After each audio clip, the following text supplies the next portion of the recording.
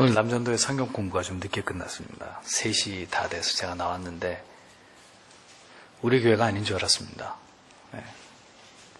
3시에 예배가 시작되는데 예배당이 너무 소란스럽더군요.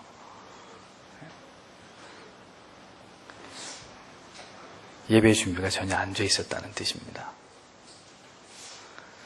오전 예배도 그렇고 오후 예배도 그렇고 하나님 앞에 예배 드리는 일에 우리가 더 한층 신경을 쓰셔서 조금이라도 더 일찍 오시고, 오후 예배는 예배가 시작되기 15분 전부터 이 예배당은 아무도 없는 것처럼 조용해야 합니다. 조용히.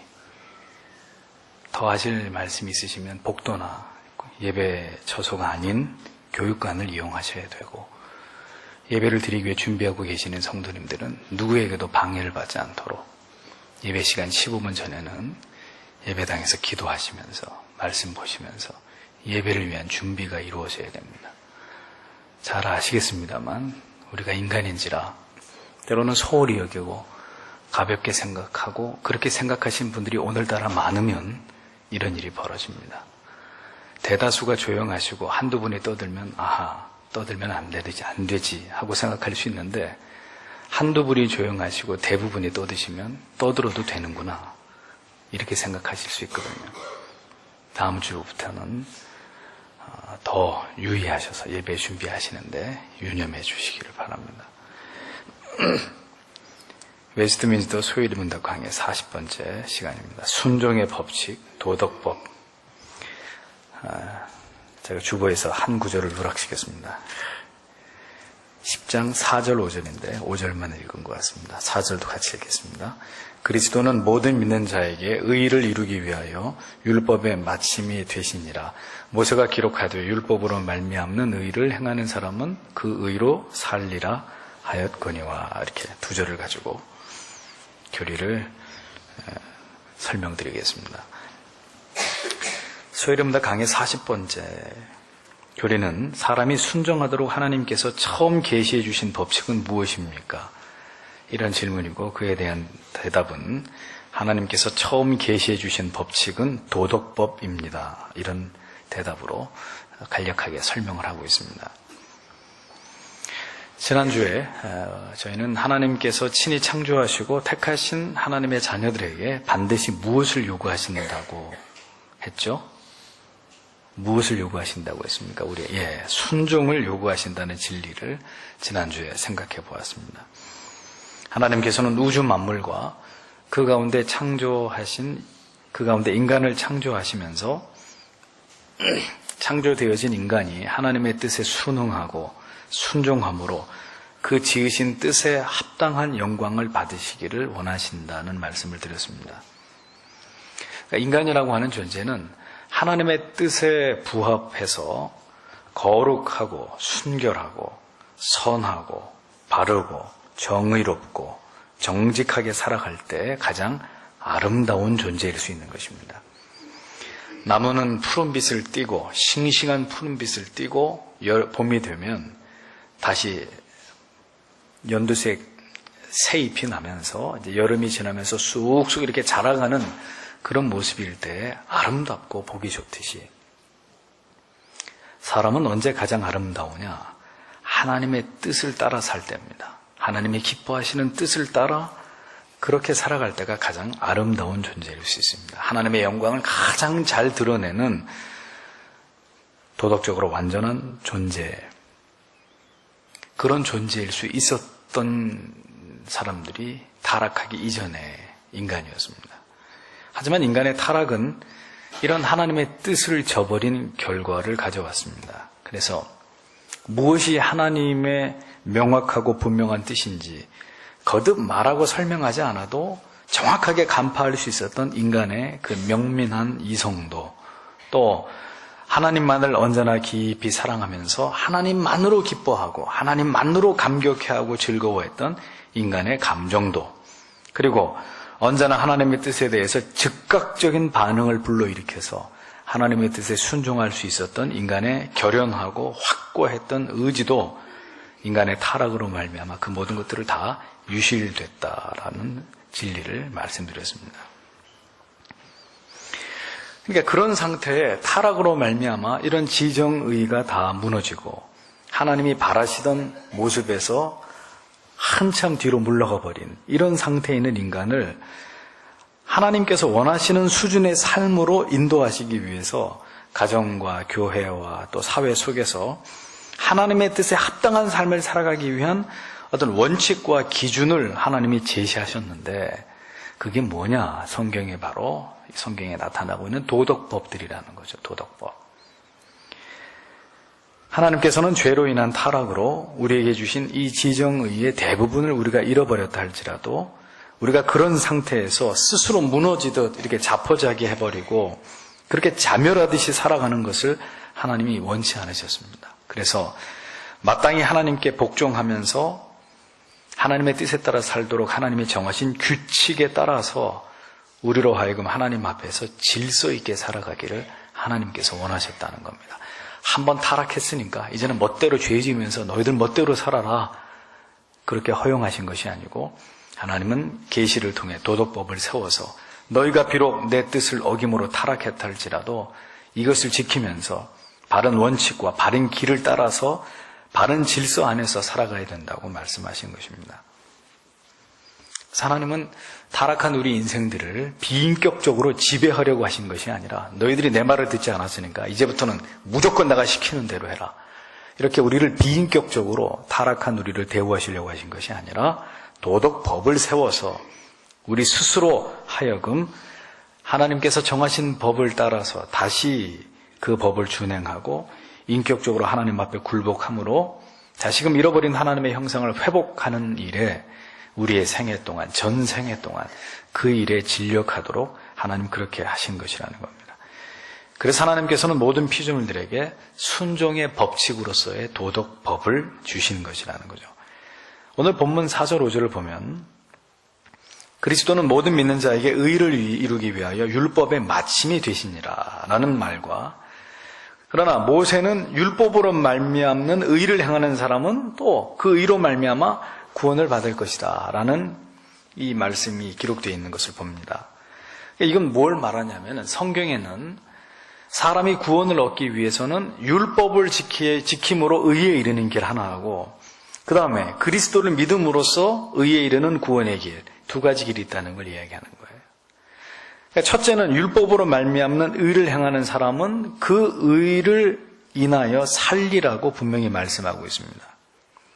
율법을 지켜서 의를 행하는 사람은 그 율법을 지켜서 완벽하게 의를 행하기만 한다면 그것 때문에 분명히 그 사람은 그것이 의로 간주되고 구원을 받을 것이라는 거예요. 사람이 죄를 범하지 않으면 타락하지 않은 상태에서 하나님의 율법만을 잘 지키고 살았다면 그로 인해서 구원받았을 겁니다. 타락하기 이전의 인간은. 하지만 인간이 죄를 범함으로 타락하게 되었기 때문에 이제는 율법을 완전하게 지킴으로 의로워지고 구원을 받을 수 있는 사람은 타락 이후에 아무도 없어진 거예요. 아무도. 그 율법을 지킴으로 말미암아 구원을 얻을 수 있는 길은 완전히 다 막혀버린 것입니다. 따라서 우리가 구원을 얻을 수 있는 유일한 길은 율법의 요구에, 모든 율법의 요구에 궁극의 마침이 되시는 예수 그리스도를 믿음으로써만이 우리는 구원을 얻게 되는 것이죠. 이것이 지금 이제 성경의 진술입니다. 설명입니다. 이제 율법은 따라서 우리와는 아무런 우리의 구원과는 다른 건 놔두고 우리의 구원과 율법은 이제 아무런 관련이 없는 것이 되고 마는 거예요. 우리는 율법 아래 있지 않고 하나님의 그리스도의 은혜 아래 있는 자가 되었기 때문에. 그렇다면 성경에 나와 있는 이 모든 율법은 모두 다 폐기되어야 마땅한 가치로 전락하는 것일까요? 자, 어떻게 생각하십니까? 우리는 이제 율법을 지킴으로 말미암아 구원 얻을 수 있는 길을 이제는 우리는 영원히 잃어버렸고 또 그럴 이유도 없어진 존재가 됐는데 그러면 성경의 절반은 버려야 되는 거 아니냐? 이 부분에 있어서 루터는 이신칭의의 교리 아래서 일반적으로 율법을 부정적으로 보면서 주로 죄와 사망 그리고 마귀와 관계된 것으로만 율법에 대해서 루터는 아주 부정적인 관점을 가졌습니다. 그는 율법의 주요 기능은 죄인에게 죄를 선고함으로써 인간 스스로 인간 자신의 존재를 비하시키고 구원을 위하여 그리스도에게로 향하게 하는 것이 율법의 기능의 전부이다. 마르틴 루터는 율법의 기능을 그렇게 축소시켰습니다.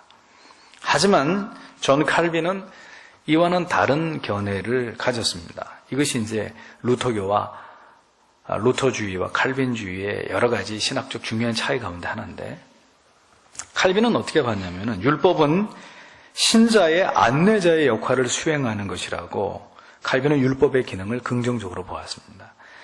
그는 율법이 하나님을 더욱 가까이 하고 더 열정적으로 하나님께 순종하도록 사람을 격려하는 도구다.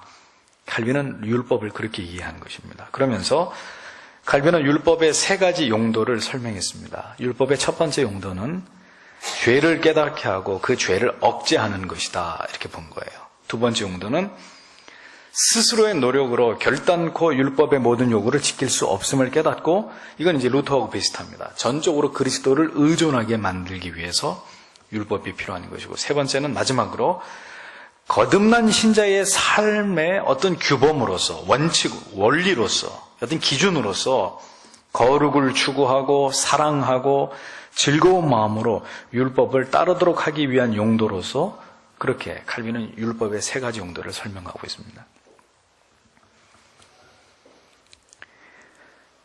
그러니까 칼빈의 이야기는 율법을 지킴으로 구원을 받는다는 얘기는 그건 루터와 칼빈 모두가 똑같은 주장입니다. 절대로 율법을 지켜서 구원받는 것은 아닌데, 신자는 반드시 해야 될 의무 이행으로서가 아니라 우리를 구원해 주신 하나님의 은총에 대한 감사와 자발적 순종으로서의 어떤 반응을 하나님 앞에 보여야 되는데, 그 반응이라는 게 뭐냐? 하나님의 율법을 준수하기 위해서 노력하는 것이다. 이렇게 칼빈은 율법을 설명한 것입니다. 율법 다음에 다 필요 없어. 응? 그러니까 이제 우리의 신앙의 내용을 잘 들여다봐도 이 루터 쪽의 영향을 상당히 많이 받은 성도님과 칼빈 쪽의 영향을 상당히 많이 받은 성도님과 둘로 나뉘어지는 거예요. 물론 이쪽도 저쪽도 루터를 잘 알아서가 아니고 칼빈을 잘 알아서가 아니라 무지함 속에서 그렇게 된다는 얘기죠. 그러니 루터의 주장처럼 율법이 뭔 필요가 있어요. 따라서 죄를 지으면 어때? 구원받았는데. 이렇게 해서 본의 아니게 율법 폐기론자가 되어서 도덕적인 방임주의에 빠져서 세상에서 전혀 불신자와 방불한 삶을 살려고 하는 신자가 있고, 그 다음에 비록 율법에 대한 칼빈의 해석이 어떻든지 저떻든지 그걸 모른다 할지라도, 그러나 구원받은 성도가 그렇게 살 수 있는가?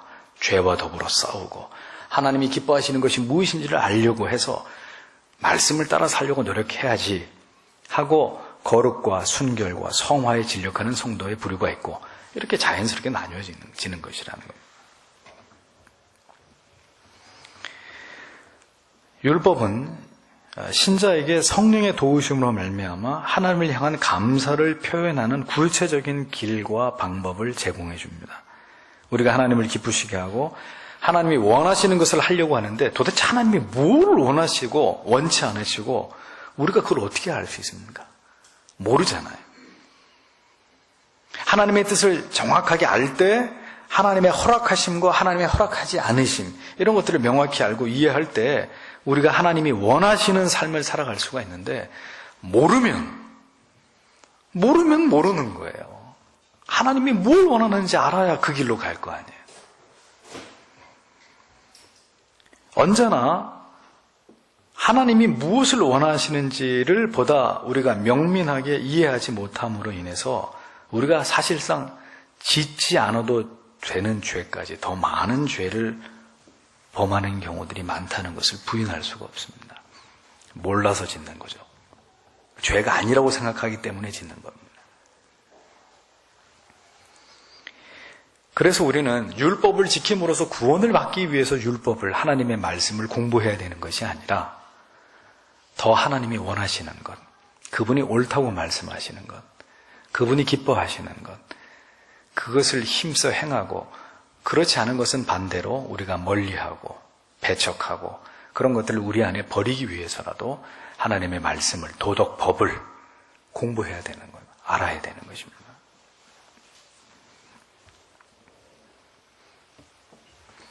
죄를 범한 인간이 하나님의 은혜로 그리스도를 믿음으로 말미암아 구원을 얻게는 되었지만 그 구원 이후에 우리가 어떻게 사는 것이 우리에게 크신 은혜와 사랑과 구원을 베푸신 하나님께 보답하는 삶인가 하는 이 문제에 관해서는 철저하게 우리가 율법의 가르침을 따라서 신자들로 하여금 지속적으로 선을 행하도록 교훈과 책망과 바르게 함과 의로 교육하는 이런 영적인 자극들을 줄 수 있는 그런 기능으로서의 율법이 필요한 것이라는 이런 율법에 대한 정확한 이해가 우리에게 있어야 된다는 겁니다.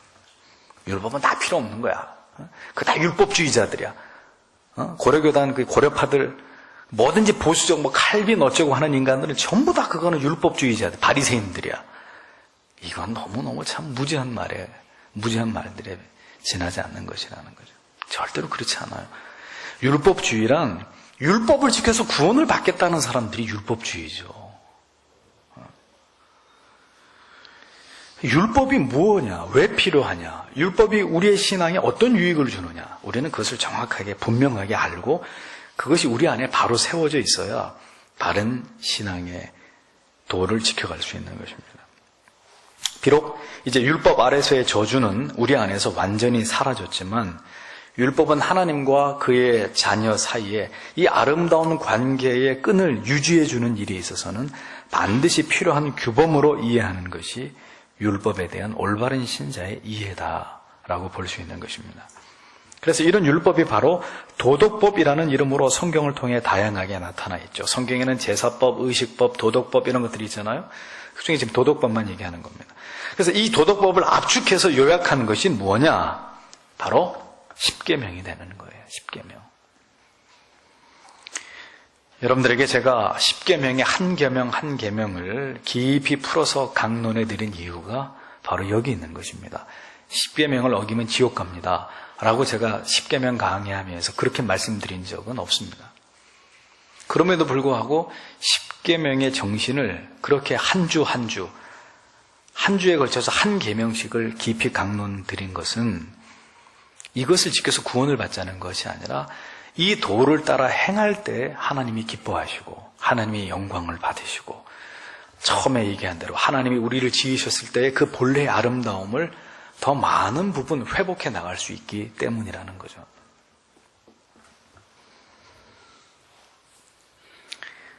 십계명은 바로 하나님에 대해서 그리고 인간에 대해서 우리가 어떤 마음을 갖고 어떻게 사랑하고 경배하고 영어롭게 할지에 대해서 구체적인 방법과 규칙들을 우리에게 제공해 주고 있습니다.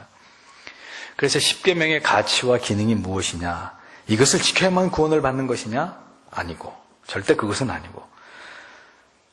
그러면 우리는 왜 하나님과 이웃에 대한 중대한 하나님께서 주신 이 규범들을 중요하게 여겨야만 되는 것이냐? 그것은 우리가 비록 이제는 율법을 완전하게 지킴으로 의롭게 되고 영생을 누리는 것은 아닐지라도 하나님이 최초의 인간을 지으실 때 이 정도의 도덕법은 충분히 우리가 지킬 수 있고 또 지키게 하기 위하고자 하는 그런 하나님의 분명한 의도와 뜻이 있었다는 사실을 우리가 깨닫고 그것을 이해하고 하나님께서 우리에게 요구하시는 수준 높고 그리고 탁월한 성도로서의 삶, 저 밖에 하나님을 모르는 무지한 백성의 삶이 아니라 하나님의 자녀인 성도로서의 그런 탁월한 삶이 무엇인지를 우리가 끊임없이 이 십계명에 우리 자신을 비추어 보면서 그것을 배우고 깨닫고 그렇게 살아가기를 소원하는 거룩한 목표와 의무를 우리에게 가르쳐 주시고자 하나님께서는 십계명을 우리에게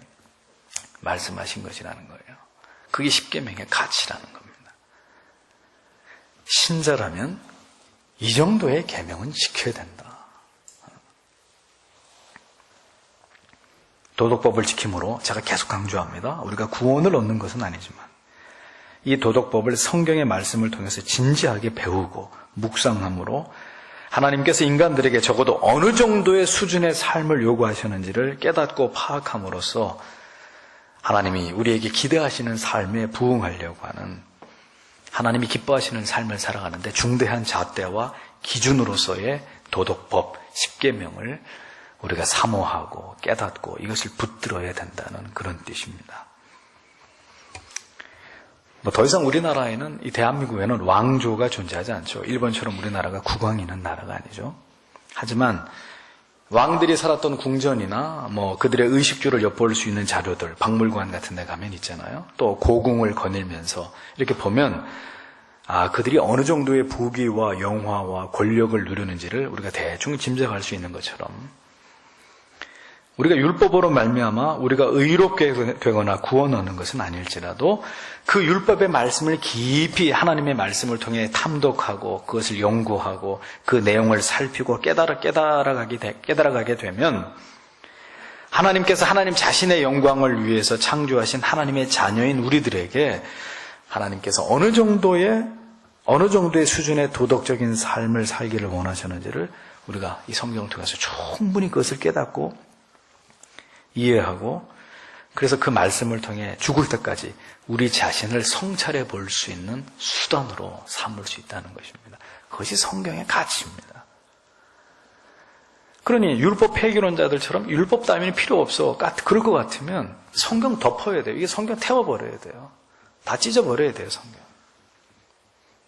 율법으로 구원받는 거 아닌데 뭐하러 창세기부터 요한계시록까지 우리가 하나님의 말씀을 배우고 듣고 이 말씀을 깨우치려고 노력해야 되겠습니까? 그럴 이유가 없잖아요. 우리는 우리 자신에게 질문을 던져보아야 할 것입니다. 예수 그리스도를 믿음으로 말미암아 구원에 이른 자들, 그러면 이제 후로는 철저하게 율법을 무시하고 율법에 대해서 무지한 채로 막 살다가 죽으면 그만이냐? 절대로 그렇지 않다는 겁니다. 않고 율법을 지킴으로 구원을 받는 건 아닐지라도 하나님의 이 도덕법을 통해서 이것을 배우고 깨달아가면서 그렇게 살기 위해 노력하면서 하나님께서 원래 타락하기 이전에 우리가 하나님의 법을 지켰더라면 이 정도의 법을 따라 이 정도의 도덕적인 삶을 살아가기를 원하시는 그 하나님의 뜻에 최선을 다해서 우리가 그 내용을 복원하려고 하는 일을 부지런히 감당해야 된다는 겁니다. 지금 남대문에 가면 남대문 복원 작업이 한창이듯이 한순간에 술을 먹은 아저씨가 불을 질러가지고 절반 이상 타버린 그 남대문을 복원하려고 수년에 걸쳐서 온갖 정성을 다하는 것처럼 불타기 이전 상태로 100% 완벽하게 돌아가지는 않더라도 복원을 하고 있듯이 우리도 타락하기 이전의 인간의 상태로 완벽하게 복원되지는 못하더라도 이 하나님의 말씀에 근거해서 되도록이면 처음에 우리를 지으실 때 하나님이 기대하셨던 그 모습대로 끊임없이 복원해 나가기 위해서 주님 부르시는 그날까지 우리가 구원받은 하나님의 자녀라면 그것을 표대 삼아서 살아가야 된다는 것입니다.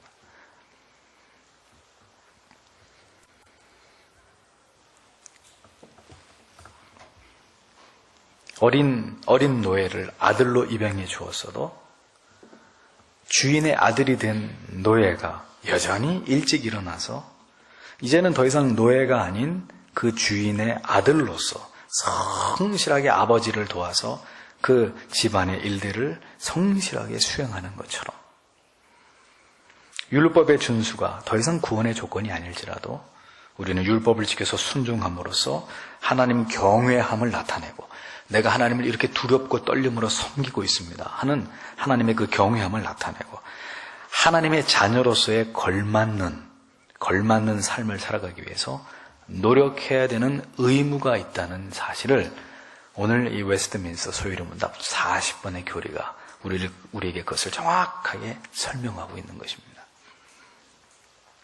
도덕법이 성경의 말씀 가운데 존재함을 볼 때 하나님께서는 분명히 인간들에게 수준 높은 도덕적인 삶을 살아가기를 기대하셨다는 것, 절대로 강도해서는 안 돼요. 절대로 이 사실을 우습게 여기서는 안 돼요. 10계명을 지켜서 구원받는 건 아니지만 적어도 이 정도의 하나님이 우리에게 원하시는 부분들이 있었다는 거, 절대로 소홀히 여길 수 없는 부분들입니다. 하나님은 우리가 이 세상에서 살 때 그냥 벌거벗은 채로 먹고 자고 배설하면서 자녀들 생산하는 일에만 몰두하면서 그렇게 살아가기를 원치 않으셨습니다. 지성과 감성과 의지를 통해서, 그리고 수준 높은 도덕적인 삶을 통해서 하나님이 원하셨던 이상적인 가정, 이상적인 교회, 이상적인 사회, 국가, 질서를 하나님이 이루기를 원하셨다는 거예요. 그 증거가 뭐냐? 성경에 도덕법을 만들어 놓으셨다.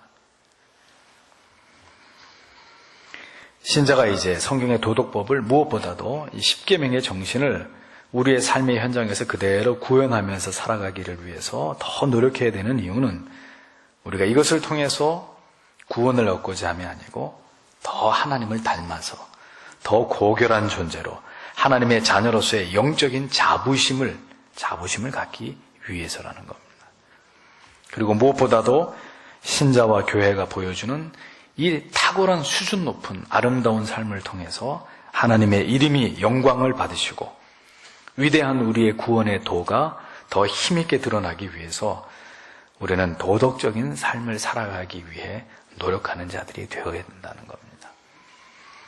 우리가 기억해야 될 사실은 우리를 처음 지으셨을 때부터 하나님께서는 인간의 존재가 하나님을 닮아서 도덕적인 존재가 되기를 원하셨다는 거예요.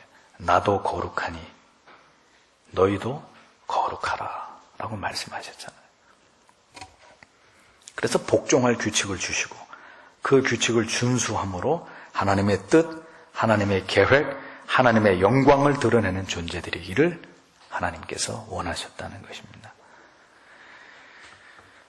하나님께서는 우리가 죄와 악을 멀리하면서 이렇게 하나님의 형상을 닮아서 하나님의 뜻을 따라 하나님만을 경외하고 사랑하며 살아가기를 지금도 원하고 계십니다. 법은 지키라고 만들어 놓은 것이지 우습게 여기라고 만들어 놓은 법은 없어요. 횡단보도로 건너십시오. 그랬으면 횡단보도로 건너는 게 법을 지키는 거죠. 횡단보도 무시하고 그냥 찻길로 건널 것 같으면 그 뭐로 바닥에다가 흰 선을 그어 놨겠습니까? 마찬가지로 그 법을 지킴으로써 얻을 수 있는 혜택, 특권, 법과 질서와 규칙을 정해놓아서 그것을 지킴으로 더 우리에게 좋은 것들을 주시려고 하는 하나님의 의도 때문에 법은 존재하는 것입니다. 우리가 타락해서 죄의 나락으로 떨어져 버린 인간의 신세가 되었다 할지라도 진리 안에서 하나님께서 세우신 순종의 규칙을 따라서 이 도덕법을 지켜서 순종하며 살아갈 때 인간은 하나님을 영화롭게 하고 그분을 기쁘시게 하는 존재로 살아갈 수 있는 것입니다.